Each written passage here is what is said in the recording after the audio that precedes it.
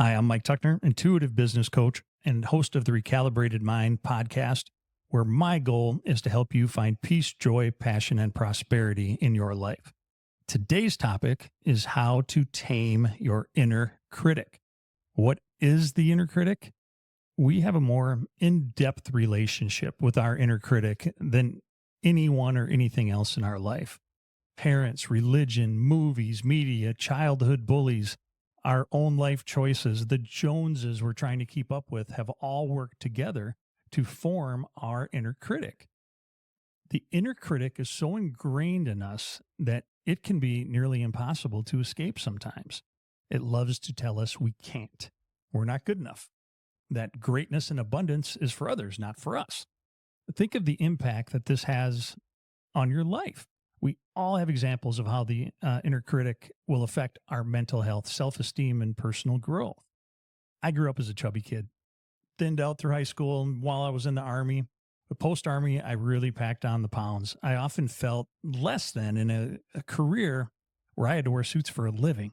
Absolutely nothing fit right. I had to buy these huge shirts so that they would fit my neck, and they just ballooned everywhere else. I always felt like a kid playing dress-up.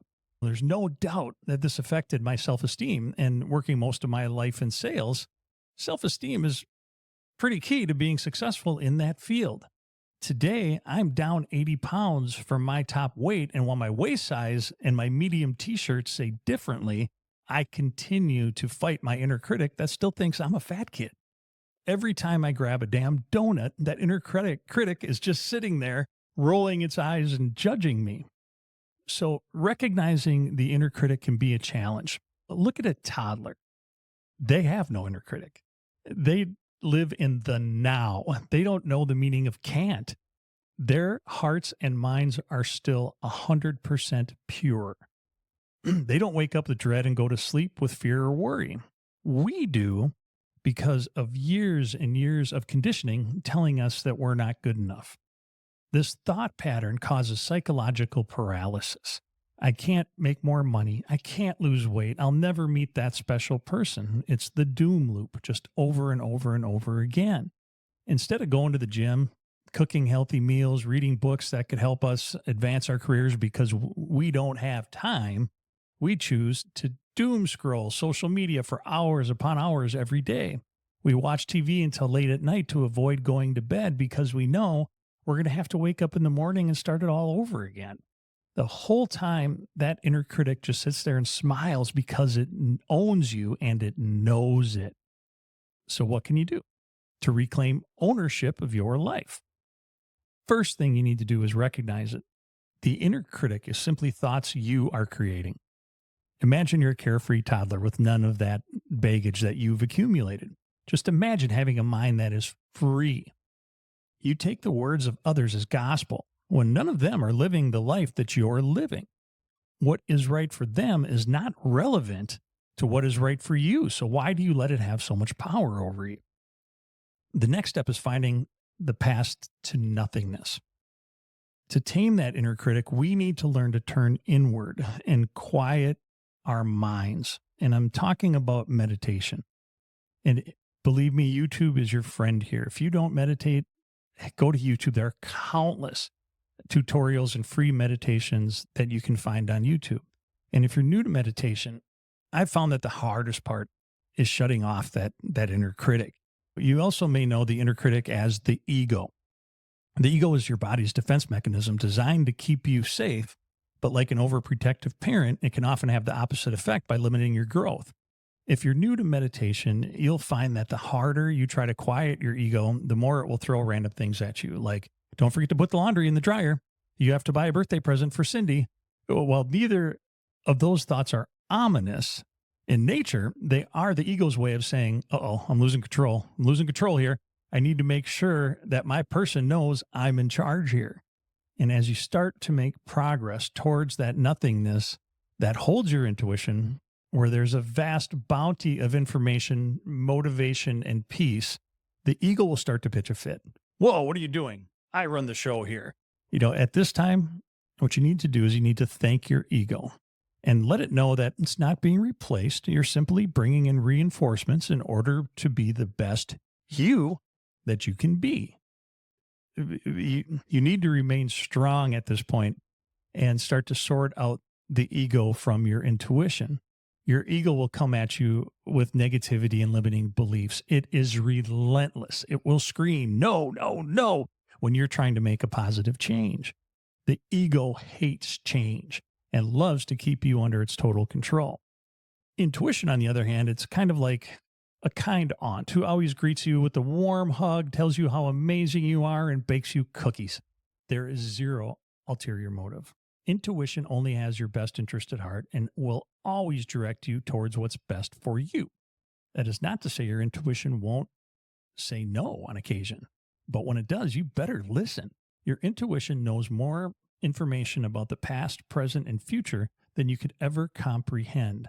For example, you might get a great new job offer from a company that you've always wanted to work for. The pay, the benefits, the commute are all improvements over your current situation. But when you reach that still small voice within you that is your intuition, it's telling you no. Luckily, you listen. Even though you don't understand it, you decline the offer. 2 months later, that company is sold and all of those jobs move to another state. Woo, you dodged a bullet, right? So what's next? Let's call it cognitive restructuring. So here's a challenge. Take out a notebook. Over the next week, pay attention to your thoughts. When you have a negative thought pop into your head, write it down. At the end of the week, look at your top 5 negative thoughts. The thoughts that we carry are directly related to the paths we take or the paths we avoid. How can all my friends afford to go on vacation and I can't? Everyone is getting skinny on Ozempic, but I can't afford it. Politics is driving me crazy, right? These are all thoughts that probably go through our heads at different times. Now try replacing those thoughts with, I'm going to look at the beauty of Italy on YouTube, and I'm going to envision myself riding in a gondola in Venice. Just imagine what mind space that puts you in. A specific weight won't make me happy, but just going for a 20-minute walk after dinner makes me feel better right now. Whoever the president is has very little to do with my day-to-day life. A president can't make me happy. Only I can do that. So why do I spend all my time worrying about things that I have no control over? On a side note, this reminds me of one of my biggest aha moments in college. I had a sociology night class. It was a 3.5-hour class at night once a week. And basically the professor would bring up the no-win topic of the day, be it gun control, abortion, whatever. And he would start the conversation and then step aside.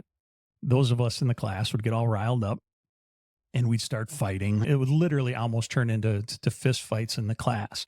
And one day I just stopped and I looked at the professor and I said, well, what do you think? And he just smiled and he says, who gives a shit what I think? When you walk out that door, I won't be there to make decisions for you. The whole point of this is for you to learn how to think for yourself. I mean, mind blown. I still think of that night 40 years later, and I'm still thinking of that advice. And I think it's something that it would be very good for all of us to really comprehend. What you need to do is you need to find a path towards self-compassion. Start with mindfulness.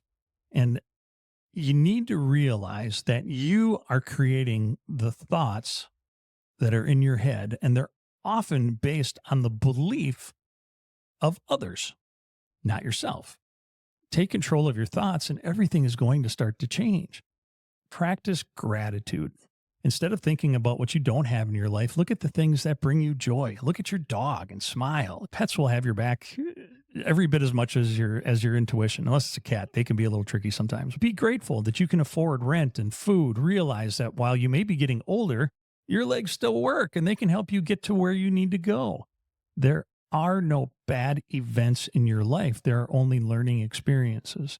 Right next to your greatest trauma lies your greatest superpower. If you've survived that, whatever that event is, that is your benchmark for the worst thing you've ever been through in your life, then you can survive anything. You know that you can because you've done it before. Practicing gratitude can shift focus from criticism of yourself to appreciation. Before you get out of bed each morning, Think of 5 things that you're grateful for and watch what happens to your attitude when you get out of bed instead of looking at your alarm clock with the, oh, shut up, and as you slap it and hit snooze 3 times. And embrace your imperfections. None of us are perfect, right? And a lot of us are trying to win a game that's unwinnable. You will never be the richest person. You'll never be the strongest, the fastest, the funniest person on earth. Who cares? What the goal is to try to be the best you that you can be. The only person you should ever try to compare yourself to is the you from yesterday. Eleanor Roosevelt once said, "No one can make you feel inferior without your consent." Let that sink in for a moment. No one can make you feel inferior without your consent. So what did we learn today? Basically, there's a little bitch living in your head trying to keep you in your lane. And if you could shut up that voice by turning inward and learn to access your intuition, your lane can be the Autobahn. Thank you so much for listening. Please follow the Recalibrated Mind on TikTok, Facebook, and Instagram, or visit recalibratedmind.com. And let me know if you have any topics that you would like me to cover. I end every show with an example of how music can be used to recalibrate your mind. Today, I will mention one of my favorite bands, Big Head Todd and the Monsters. I've listened to them for nearly 40 years, and I have seen them in concert countless times. They are as tight and as talented as a band can be. If you like an easy-flowing, bluesy rock groove, this is your band. Look up It's All Right live at Red Rocks and on YouTube, and you'll see what I mean. Thank you so much for listening.